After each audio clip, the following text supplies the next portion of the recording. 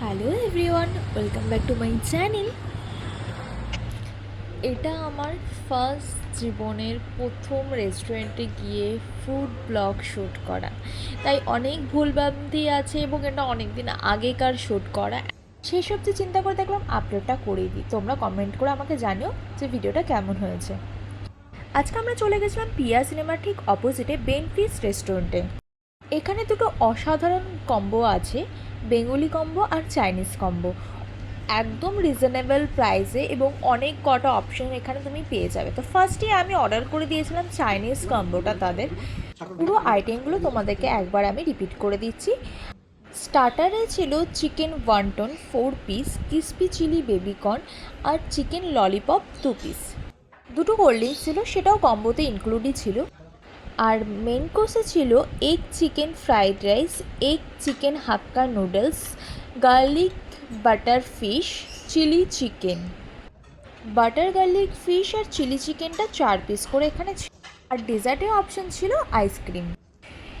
এই কম্বোটা শেয়ারেবল ছিল। এবার চলে আসি ফুড কোয়ালিটিতে।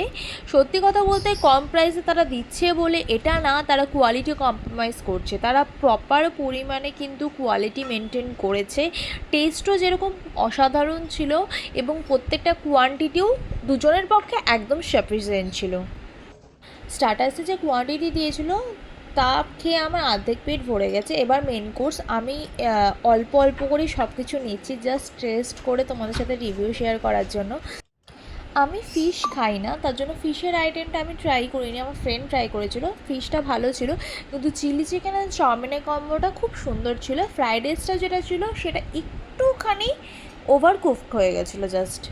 ওভারঅল চাইনিজে যে কম্বোটা ছিল সেটা প্রত্যেকটা খাবার খুব সুন্দর ছিল, টেস্টি ছিল। আর নো ডাউট চিকেনের পোর্শনও যথেষ্ট ভালো পরিমাণেই তারা দিয়েছিল। তো লোয়েস্ট প্রাইসের মধ্যে এত সুন্দর একটা কম্বো যে বেনফিস এনে দিয়েছে সেটা কিন্তু অসাধারণ।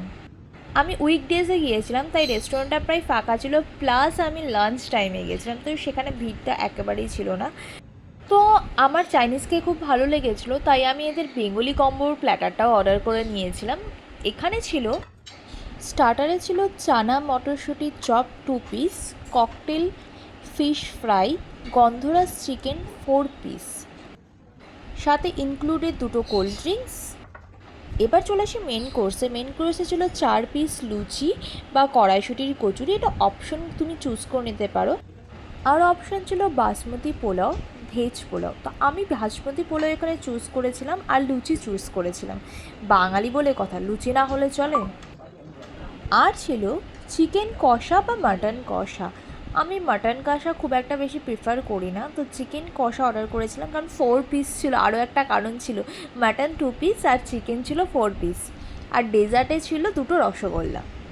ছানা মটরশুঁটি যে কচুরিটা 2 পিস ছিল, এটা আমি আমার লাইফে ফার্স্ট টাইম খেয়েছি, কিন্তু অসাধারণ লেগেছে। আমার মুখের টেস্টটা এখনও লেগে আছে। আমি যদি আবার ভিজিট করে আমি এটা অবশ্যই ওখানকার ট্রাই করব। আর সাথে ভালো লেগেছিলো আমার গন্ধরাজ চিকেনটা। ফিশ আমি খাই না, তার জন্য ফিশের রিভিউটা আমি দিতে পারছি না তোমাদেরকে। লুচির সাথে আলুর দম, এই কম্বিনেশনটা কোনো দিনও বাঙালিদের কাছে অপছন্দের হতেই পারে না। কিন্তু আমি তাই বলে বলছি না, এখানকার যে রান্নাটা আমার চাইনিজের তুলনায় আমার বেঙ্গলি খাওয়ারটা বেশি পছন্দ হয়েছিল।